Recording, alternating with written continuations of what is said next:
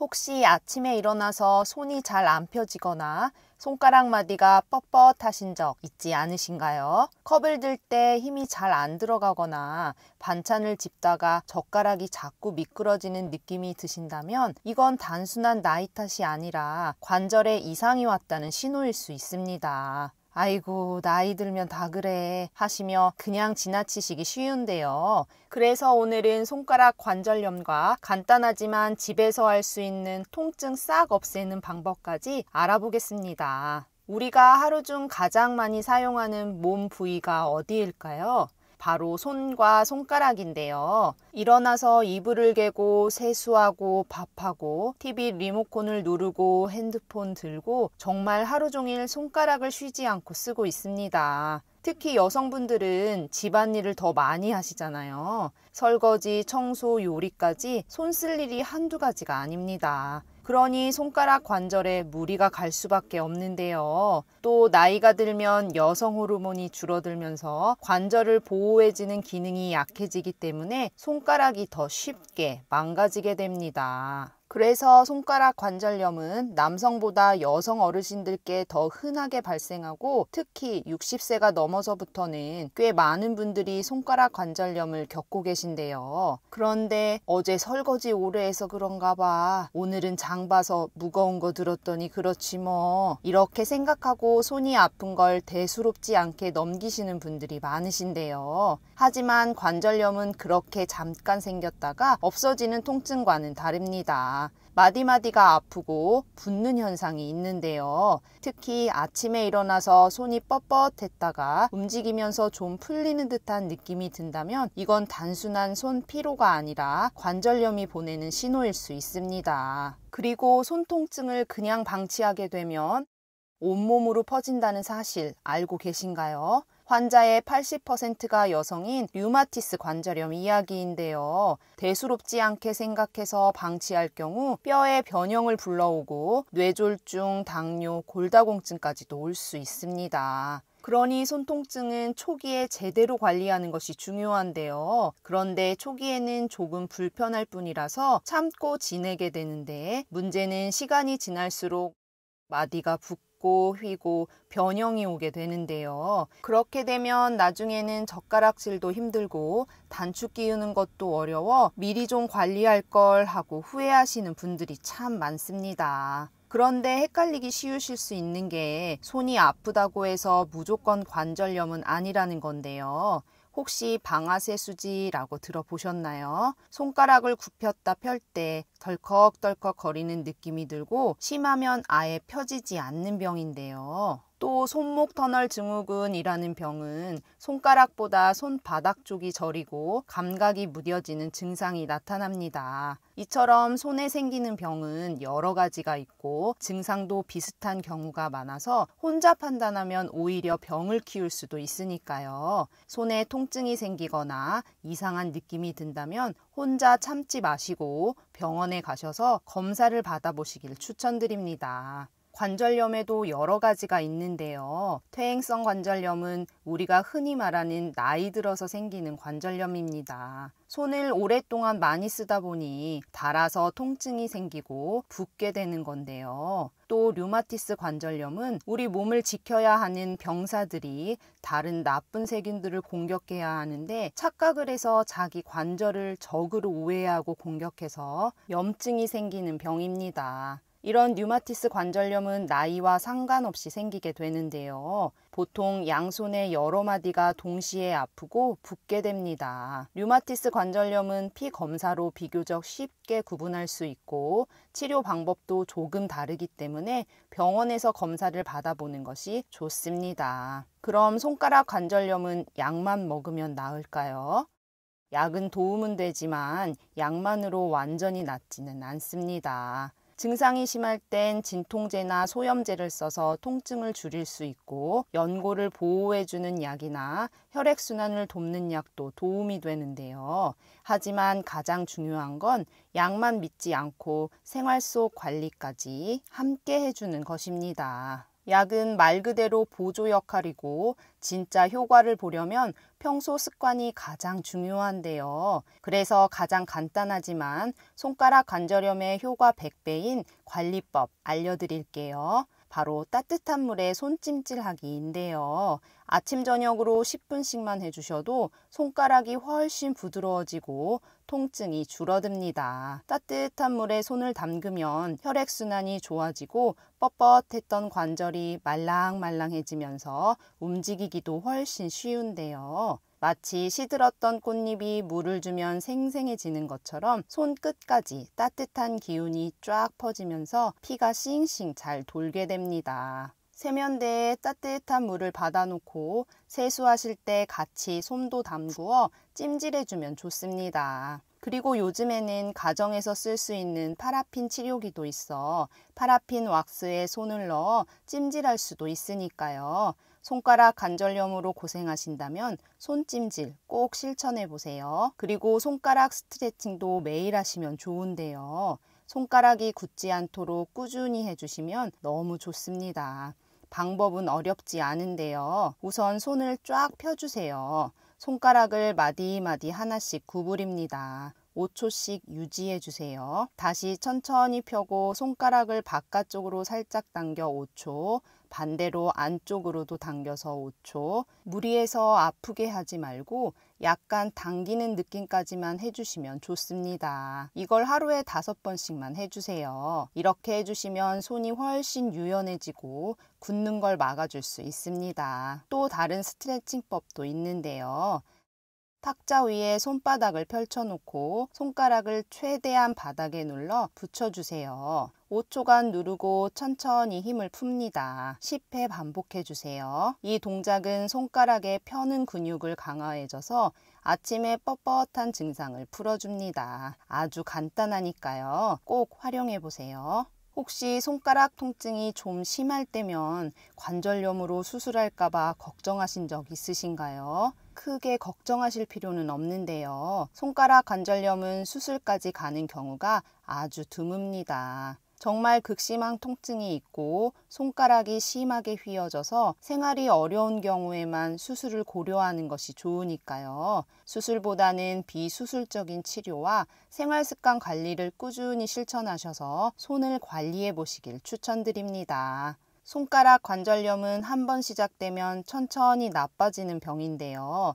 처음엔 별거 아닌 것 같아도 서서히 증상이 쌓이다 보면 나중엔 크게 불편해집니다. 그렇지만 손가락 관절염은 돈 많이 들이지 않고도 관리할 수 있는 병이니까요. 앞에서 말씀드린 손찜질과 스트레칭을 꾸준히 한번 해보세요. 아침에 꿀에다가 이것 한 스푼을 같이 드시면 관절염이 싹 사라진다는 사실 알고 계신가요? 꿀은 항균, 항염에도 효과적이어서 예전부터 약재로 널리 사용되었을 만큼 너무나 좋은 식품입니다. 그런데 이렇게 좋은 꿀도 잘못된 방법으로 먹게 되면 오히려 독이 될 수 있는데요. 그래서 오늘은 꿀과 함께 먹으면 꿀 효능 100배 높이는 보약 같은 찰떡궁합과 함께 먹으면 건강에 독이 되는 상구궁합, 꿀 보관하는 법까지 알려드릴게요. 찰떡궁합 첫 번째는 계피입니다. 명절에 먹고 나던 수정과에 넣어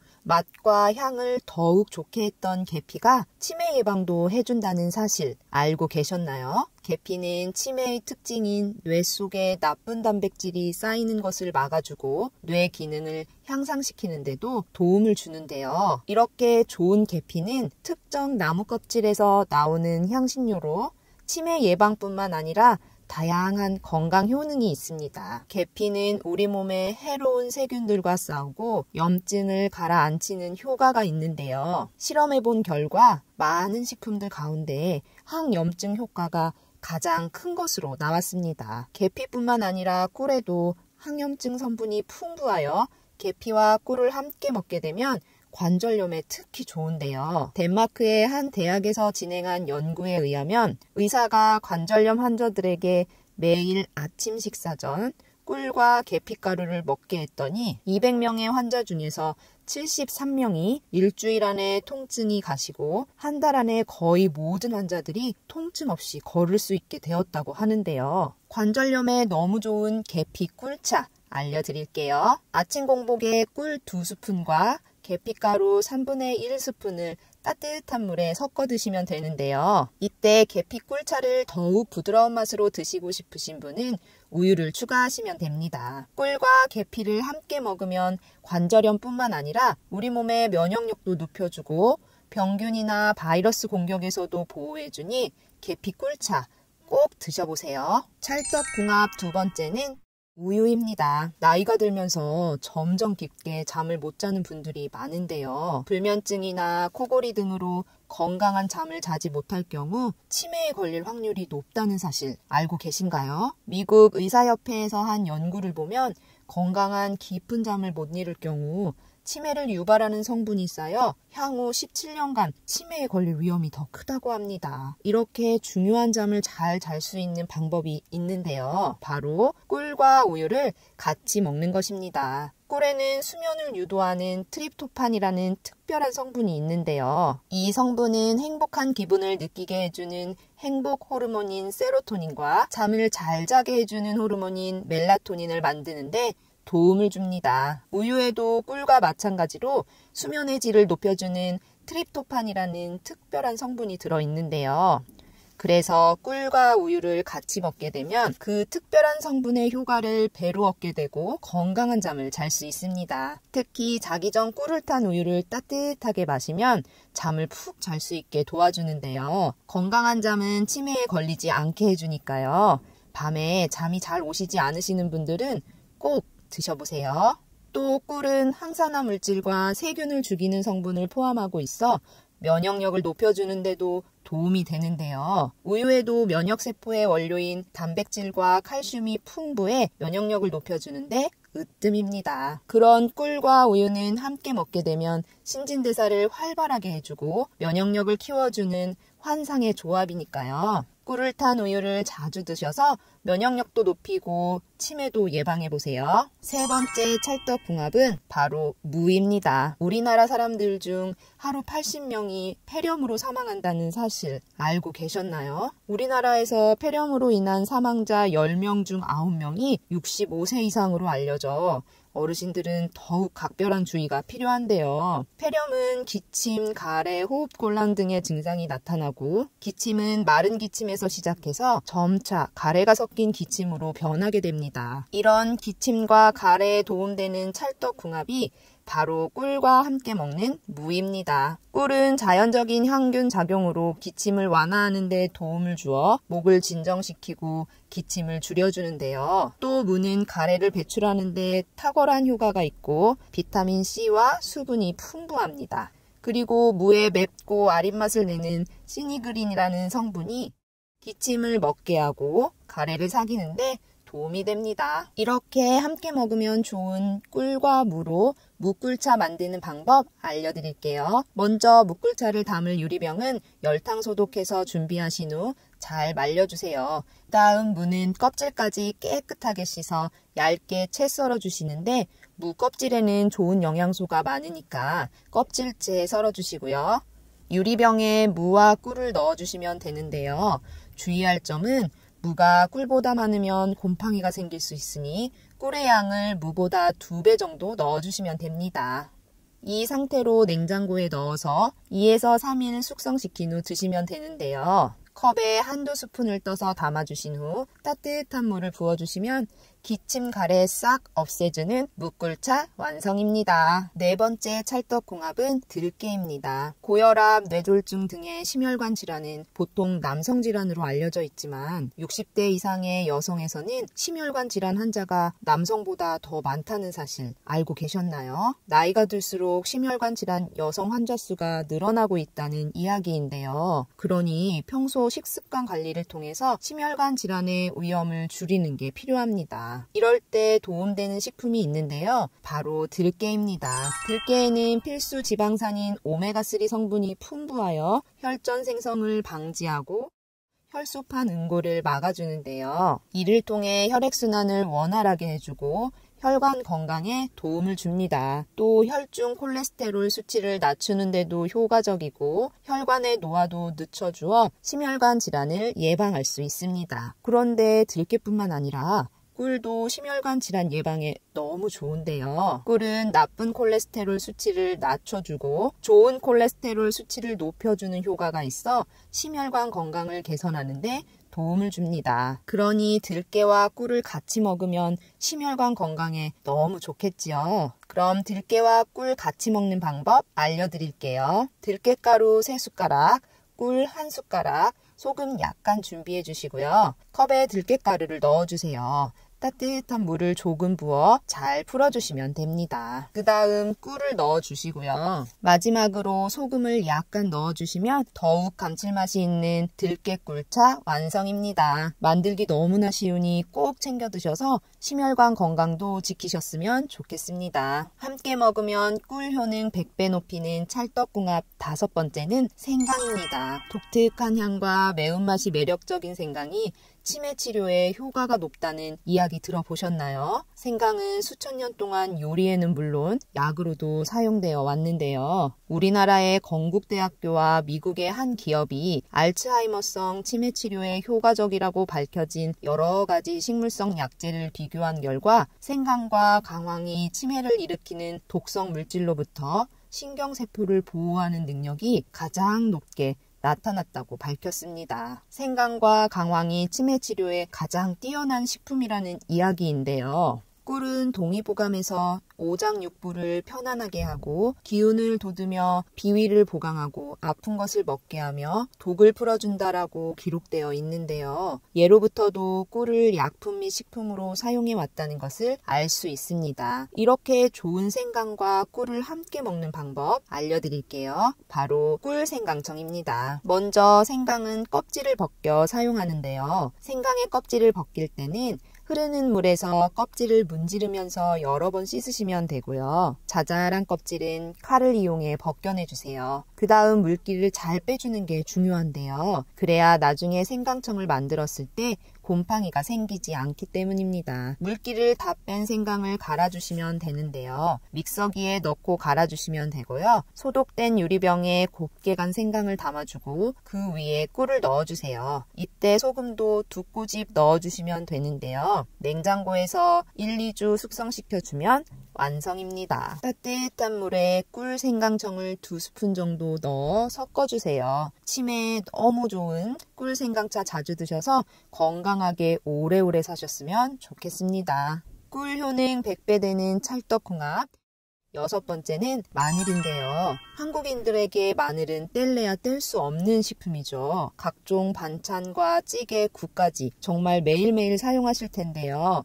미국 국립암연구소에서는 마늘을 최고의 항암식품으로 선정했을 만큼 마늘은 대장암, 위암 등 각종 암을 예방하는 데 특효식품입니다. 마늘에 들어있는 주요 성분이 강력하게 살균, 항염증 작용을 해서 암세포의 성장을 억제하는 데 도움을 주기 때문입니다. 이렇게 몸에 좋은 마늘은 알싸한 매콤한 맛 때문에 생으로 먹거나 많이 먹기가 부담스러운데요. 오늘 소개해드리는 꿀과 함께 드시게 되면 부담 없이 드실 수 있으니 꼭 활용해보세요. 꿀도 항암 효과를 지닌 자연식품으로 암세포의 성장과 진행을 억제하고 전이를 늦추는 데도 효과적이라는 연구 결과도 있는데요. 꿀에 들어있는 플라보노이드와 폴리페놀이라는 성분이 강력한 항산화와 항염증 작용을 하기 때문입니다. 이렇게 암을 예방하는 데 너무도 좋은 꿀과 마늘을 이용한 마늘 꿀절임 만드는 법 알려드릴게요. 먼저 마늘은 깨끗하게 손질해 씻은 후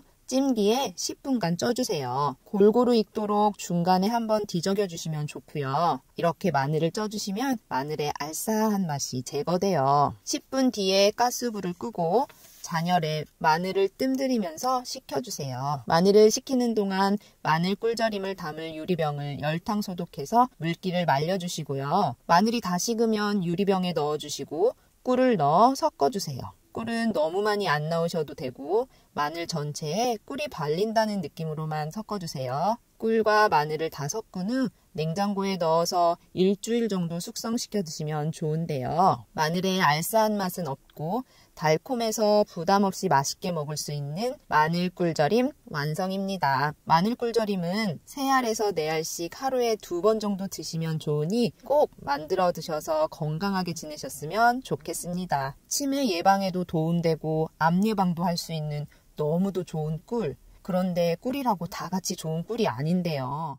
지금 알려드리는 꿀 고르는 방법 꼭 기억하셔서 우리 어르신들은 좋은 꿀 드시고 건강하게 지내세요. 꿀에는 노란 꿀도 있고 갈색 꿀도 있는데요. 꿀의 종류는 꿀벌이 먹는 식물에 따라 달라집니다. 꿀의 원료가 되는 식물의 종류에 따라 꿀의 색깔, 맛, 점도, 영양소 등이 모두 달라지게 되는데요.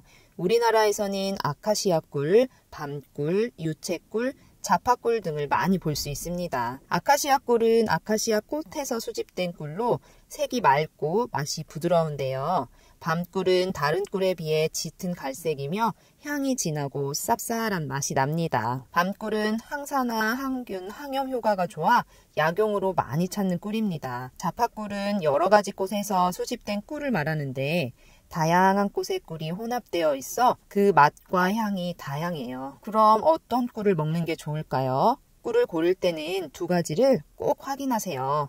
벌꿀인지 사양벌꿀인지, 그리고 벌꿀이라면 어떤 등급인지 확인하시면 좋은 꿀을 고르실 수 있는데요. 벌꿀은 꿀벌이 꽃에서 얻은 꿀이고요. 사양벌꿀은 꿀벌에게 설탕을 먹여서 만든 꿀입니다. 즉 사양벌꿀은 무늬만 꿀인 설탕이라고 생각하시면 되는데요. 벌꿀과 사양벌꿀을 구분하는 방법 알려드릴게요. 꿀의 정보 표시면의 원재료를 확인하시면 벌꿀인지 사양벌꿀인지 알 수 있는데요. 제품명에 꿀 문구가 포함되어 있다면 아카시아 꿀, 자파꿀 같은 벌꿀이나 사양벌꿀로 명칭과 함량을 표시하고 있으니 구입하시기 전에 꼭 확인하세요. 그리고 꿀을 보관하는 방법도 알려드릴게요.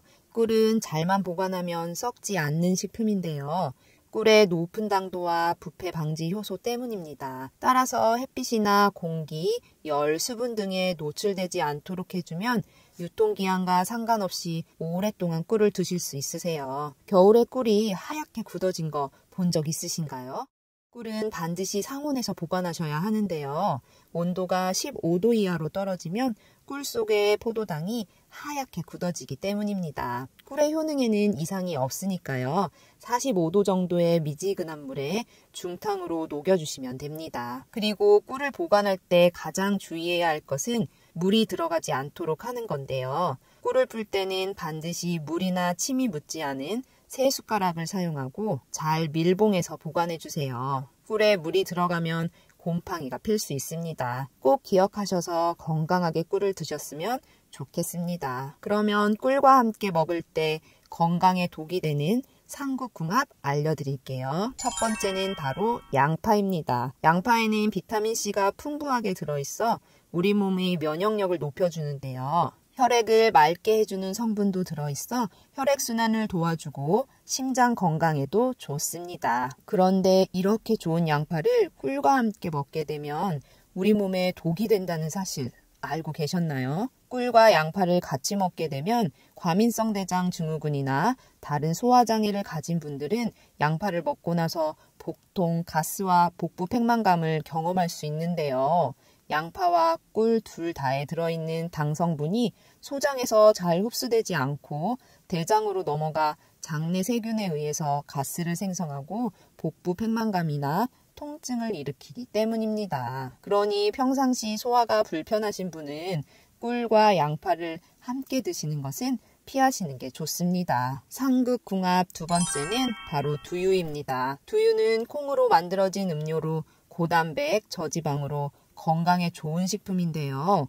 이렇게 좋은 두유는 꿀과 함께 먹게 되면 혈당 조절이 필요하신 분들에게는 독이 될 수 있습니다. 꿀과 두유를 같이 먹게 되면 당분이 많아지기 때문입니다. 또 두유에는 철분, 칼슘과 같은 우리 몸에 꼭 필요한 영양소가 들어있는데 꿀에 포함된 당분이 이러한 영양소의 흡수를 방해하기 때문에 꿀과 두유를 함께 먹는 것은 피하는 것이 좋습니다. 전 세계인의 건강을 위협하는 1위와 2위가 심혈관 질환, 뇌혈관 질환인데요. 심혈관, 뇌혈관 질환 환자의 70%는 자신의 병을 잘 알아차리지 못합니다. 그래서 평소에 예방하는 것이 너무 중요한데요. 이때 오메가3가 도움이 됩니다. 그런데 오메가3는 음식으로는 충분한 양을 채울 수가 없어 의사분들도 꼭 챙겨 드시는 영양제 중 하나가 오메가3라고 하는데요. 그런데 오메가3는 워낙 많은 제품들이 있다 보니 어떤 걸 골라야 되나 고민되셨을 텐데요. 지금 말씀드리는 두 가지만 기억하신다면 좋은 제품을 고르실 수 있습니다. 첫 번째는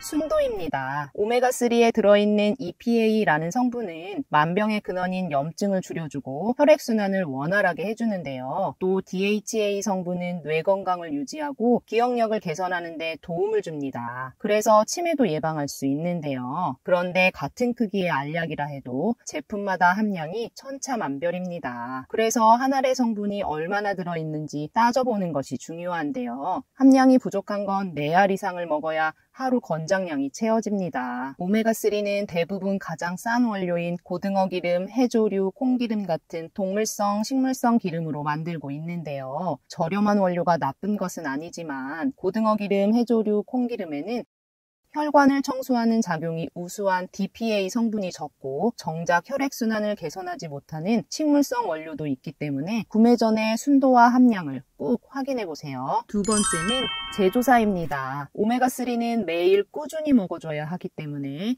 안전한 원료를 사용하는 것이 중요한데요. 중국산 저품질의 원료를 사용해서 만든 건강에 도움이 되지 않는 제품도 많이 있습니다. 그래서 원료의 제조사를 잘 살펴볼 필요가 있는데요. 전문성이 명확하지 않은 회사의 원료가 아닌 오메가3를 전문적으로 수출하는 글로벌 기업의 원료를 사용하는지 확인하는 게 좋습니다. 오랜 기간 건강기능식품을 만든 회사에 신뢰도 있는 제품을 선택하시길 추천드립니다. 순도와 제조사를 꼼꼼히 비교해보고 저도 친정엄마께 선물해 드렸는데요. 저희 엄마께서도 매일 2알씩 꾸준히 챙겨 드시고 계십니다. 전에 먹던 오메가3와는 다르게 먹기 편하다고 하시더라고요. 프리미엄 세룰리에 제품은 청정 노르웨이 그린란드 바다 하프 물개로 만든 오메가3입니다. 물개 기름은 고등어 기름이나 콩기름에 비해 더욱 우수한 오메가3를 가지고 있는데요. 특히 혈관을 청소하는 작용이 으뜸인 DPA 성분은 무려 10배 이상을 포함하고 있습니다. 한 알의 오메가3는 물론 오메가6, 7,